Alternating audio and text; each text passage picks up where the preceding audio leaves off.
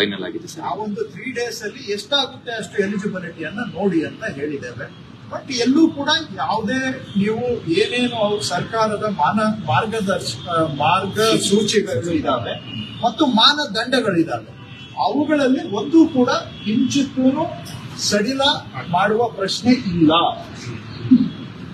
ಅಲ್ಲಿ ಚಾಲ್ತಿಯಲ್ಲಿರ್ತಕ್ಕಂಥ ಮಾನದಂಡ ಮತ್ತು ಮಾರ್ಗಸೂಚಿ 100ಕ್ಕೆ 100 ಕೂಡ ಅದನ್ನ ನೀವು ಸ್ಯಾಟಿಸ್ಫೈ ಮಾಡಿಕೊಂಡು ಅರ್ಹತಾ ಪಟ್ಟಿಯನ್ನ ಮಾಡಿ.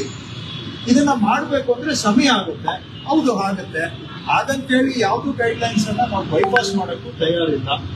ಸೊ ಎಲ್ಲಾರ್ಗೂ ಈ ಮಾನದಂಡವನ್ನ ಅಪ್ಲೈ ಮಾಡಿ ಎಲಿಜಿಬಿಲಿಟಿಯನ್ನ ನೋಡ್ಬೇಕಾದ್ರೆ ಸಮಯ ಬೇಕಾಗುತ್ತೆ. ಅಂದ್ರೆ ಹಂಗಾದ್ರೆ ಸ್ಟೆಪ್ ಬೈ ಸ್ಟೆಪ್ ಮಾಡಿ ಅಂತ ಹೇಳಿ. ಅರ್ಹತೆ ಇಲ್ದಿದ್ದವ್ರಿಗೆ ಏನು ಸರ್, ಅಂದ್ರೆ ಇನ್ನೂ ಕೂಡ ಅಲ್ಲೇ ಉಳ್ಕೊಂಡಿದ್ದಾರೆ ಅವರು ಕೆಲವೊಂದು ಜನ. ಇದು ಫಸ್ಟ್ ಯಾರು ಅರ್ಹರಿದ್ದಾರೆ ಅವರು ವೆರಿಫಿಕೇಶನ್ ಆಗ್ಲಿ, 1 by 1 ಸಾಲ್ವ್ ಮಾಡೋಣ ಸರ್.